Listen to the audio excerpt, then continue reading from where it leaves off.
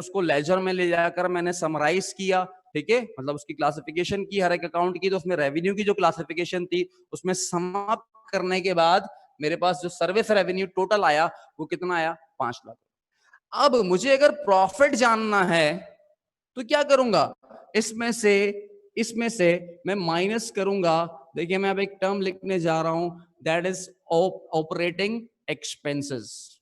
Operating expenses, operate से मुराद क्या है कि ये जो सर्विस इनकम कमाई है 5 लाख रुपए की, इस सर्विस इनकम को जनरेट करने के लिए, कमाने के लिए लाजमी सी बात है कि आपने मुख्तलिफ एक्सपेंसेस इनकर किए होंगे। तो वो जो आपने एक्सपेंसेस इनकर किए हैं रेवेन्यू कमाने के लिए, या आपने एक्सपेंसेस इनकर किए हैं टू रन बिजनेस, मतलब बिजनेस को चलाने के लिए, बिजनेस को ऑपरेट करने के लिए, जितने भी एक्सपेंसेस आपने इनकर किए हैं, all that expenses are called operating expenses. जिसमें आपने कहा कि भाई हमारे पास स्टाफ काम करता है, उसको सैलरी पे करते हैं हम, ठीक है, कुछ इसके अलावा हम इलेक्ट्रिसिटी इस्तेमाल करते हैं, यूटिलिटीज इस्तेमाल करते हैं, इसके अलावा हम एडवर्टाइजमेंट करते हैं। तो ये तमाम चीजें, जितने भी एक्सपेंसेस आप इनकर कर रहे हो, इन तमाम एक्सपेंसेस के इनकर करने का रीजन क्या है, आप बिजनेस को चलाने के लिए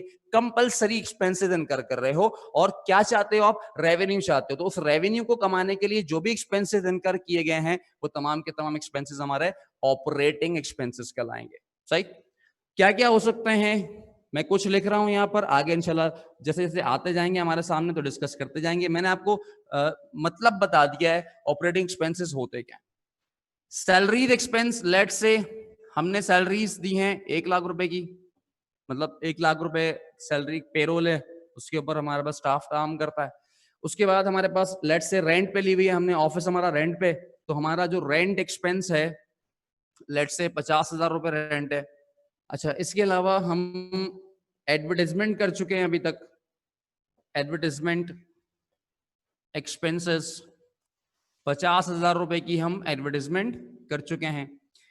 इसके अलावा हमारी जो यूटिलिटीज हैं, यूटिलिटीज, वो यूटिलिटीज हैं लेट से 30,000 की आपकी यूटिलिटीज है।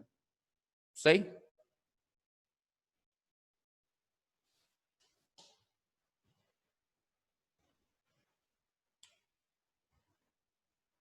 मैं लेता हूं आप लोगों के क्वेश्चंस अभी। इन सबको हम ऐड करेंगे, और भी हो सकते हैं, और बहुत सारे हो सकते हैं, ठीक है, बिजनेस टू बिजनेस वैरी करेगा वो। यहां पर अगर मैं इन सबको जमा करूं तो कितना बनता है, ये 1 लाख, 2 लाख और 2,30,000 रुपए, तो 2,30,000 रुपए, 2,30,000, इसको मैं क्या बोलूंगा, इसको हम बोलेंगे टोटल, टोटल ऑपरेटिंग एक्सपेंसेस। और ये टोटल ऑपरेटिंग एक्सपेंसेस मैंने माइनस करना है किसमें से, सर्विस इनकम जो भी है आपकी, उसमें से आप माइनस कर दें 2,30,000 रुपए, तो ये कितना आपके पास बचेगा, 2,70,000 रुपए। सही, इसे हम बोलते हैं operating, operating profit, operating profit. सही, अच्छा, अब ऑपरेटिंग प्रॉफिट से मुराद क्या है कि हमने कारोबार को ऑपरेट करके जो प्रॉफिट कमाया है वो कितना है, 2,70,000 रुपए, ठीक है। अब मैं एक और चीज का आपसे जिक्र करने जा रहा हूं, इसका ताल्लुक प्योरली फाइनेंस से है, जो इंशाल्लाह सेकंड सेमेस्टर में जब आप लोग आओगे तो इंशाल्लाह मुझसे आप पढ़ोगे फाइनेंशियल मैनेजमेंट, और बहुत डिटेल में हम एक चीज पे बात करेंगे। लेकिन फिलहाल हम थोड़ा सा इसके ऊपर डिस्कशन अभी करेंगे जो जरूरी है अकाउंटिंग के एस्पेक्ट्स, ठीक है। आप लोगों ने शायद बीकॉम में, टीचर्स वगैरह आमतौर पर लिखवा देते हैं इसको, कि इंटरेस्ट एक्सपेंस को, इंटरेस्ट एक्सपेंस को आप कहां लिखते हो, ऑपरेटिंग एक्सपेंसेस में लिखते हो। जबकि बेहतर अंदाज यह है कि इसको ऑपरेटिंग एक्सपेंसेस में ना लिखा जाए। क्यों ना लिखा जाए, क्योंकि इंटरेस्ट एक्सपेंस हमारे बिजनेस का ऑपरेटिंग एक्सपेंस नहीं है, बिजनेस को रन करने का एक्सपेंस नहीं है। बेसिकली इंटरेस्ट एक्सपेंस जो है वो फाइनेंस कॉस्ट है। इंटरेस्ट कब राइज होता है, जब आप लोन लेते हो, उस लोन के ऊपर आपने जो एडिशनल अमाउंट पे करना होता है वो बेसिकली आपका इंटरेस्ट है। तो वो जो इंटरेस्ट है उसको फिर हम ये कहते हैं कि यार फिर वो उसको उसको फिर हम ऑपरेटिंग एक्सपेंसेस में ना लिखें, अलग से लिखें। किस नाम से? फाइनेंस कॉस्ट के नाम से, या फिर इंटरेस्ट एक्सपेंस के नाम से भी लिख दें तो इट्स ओके, कोई प्रॉब्लम नहीं है। तो यहां पर अब मैं जो अगली चीज माइनस करूंगा वो क्या माइनस करूंगा? फाइनेंस कॉस्ट, या फिर आप इसको आसानी के लिए इंटरेस्ट एक्सपेंस भी लिखें, कोई मसला नहीं है। असल में बहुत सी जगहों पे आपको कंफ्यूजन यूं होगा कि कहीं पर एग्जामिनर ब्रिटिश टर्मिनोलॉजीज को यूज कर रहा होगा और कहीं पे वो अमेरिकन यूज कर रहा होगा, ठीक है? तो परेशान आपने नहीं होना है, मतलब घुमा फिरा कर उसका एक ही होगा। तो फाइनेंस कॉस्ट आपको ज्यादातर ब्रिटिश किताबों में मिलेगा। इंटरेस्ट हम आमतौर पे यूज करते हैं, इसके लिए सिंपल हम इंटरेस्ट का ही वर्ड यूज करते हैं, ठीक है? वैसे फाइनेंस कॉस्ट में इंटरेस्ट के अलावा भी कुछ चीजें होती हैं, लेकिन उसको फिलहाल रहने दें अभी। लेट्स से मेरा जो इंटरेस्ट है वो कितना है? 20,000, 20,000 के मेरे इंटरेस्ट एक्सपेंस है। 20,000 का मेरा इंटरेस्ट एक्सपेंस है। जगह खत्म हो गई हमारे पास। अच्छा, मैं ऊपर से मिटा रहा हूं, स्क्रीनशॉट वगैरह लेना तो ले लें आप उसको, ऊपर से मिटाऊंगा अब मैं।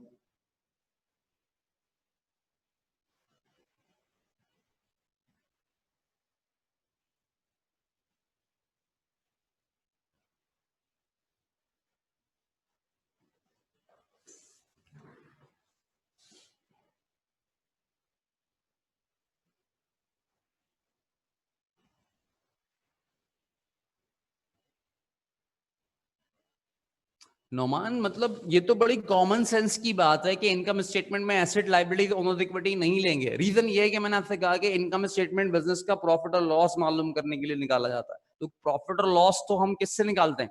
कमाया कितना, खर्च कितना किया, उसके डिफरेंस को प्रॉफिट और लॉस बोलते हैं। जबकि एसेट्स, लायबिलिटी और कैपिटल बिल्कुल बिल्कुल अलग चीज है। बहुत तफसील से मैंने इसके ऊपर डिस्कशन किया था क्लास में। खैर,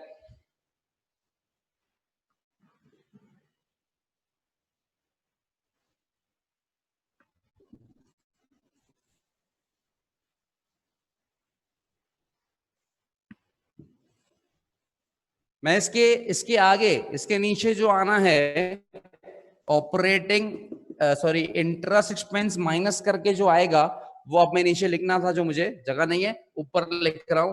इसको हम कहते हैं बेटा, इसको कहते हैं अर्निंग्स, अर्निंग्स या फिर प्रॉफिट। अगेन वही डिफरेंस है अमेरिकन ब्रिटिश, ठीक है? दोनों लिखवाता हूं इसलिए कि कुछ भी लिखा हुआ आपको मिले आप परेशान ना हो उससे। अर्निंग्स या फिर प्रॉफिट बिफोर टैक्स, अर्निंग्स या प्रॉफिट बिफोर टैक्स। ऐसे ही जो मैंने ये लिखा था ना ऑपरेटिंग प्रॉफिट, इस ऑपरेटिंग प्रॉफिट का दूसरा नाम है, नोट कर लें आप लोग, इसको लिख लें अपने पास, इस ऑपरेटिंग प्रॉफिट का दूसरा नाम है earnings before interest and tax. Earnings before interest and tax, मतलब कि हमारी अर्निंग्स इंटरेस्ट माइनस करने से और टैक्स माइनस करने से पहले का। तो ये जो निकल कर आएगा 2,70,000 में से 20,000 माइनस करूंगा तो ये आएगा मेरे पास 2,50,000 रुपए। और अब इसे मैं क्या नाम दे रहा हूं? अर्निंग्स या फिर प्रॉफिट बिफोर टैक्स, एक ही बात है। अर्निंग्स अमेरिकन किताबों में मिलेगा और प्रॉफिट आपको ब्रिटिश किताबों में मिलेगा।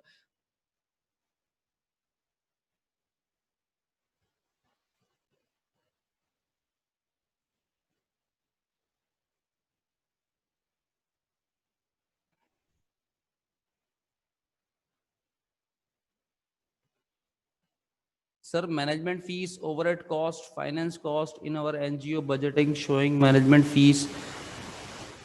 यार डिफरेंट बात कर रहे हो। ओवरहेड कॉस्ट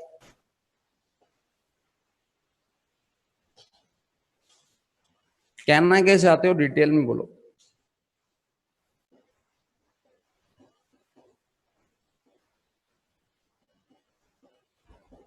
या तो तुम फाइनेंस कॉस्ट को गलत समझ रहे हो।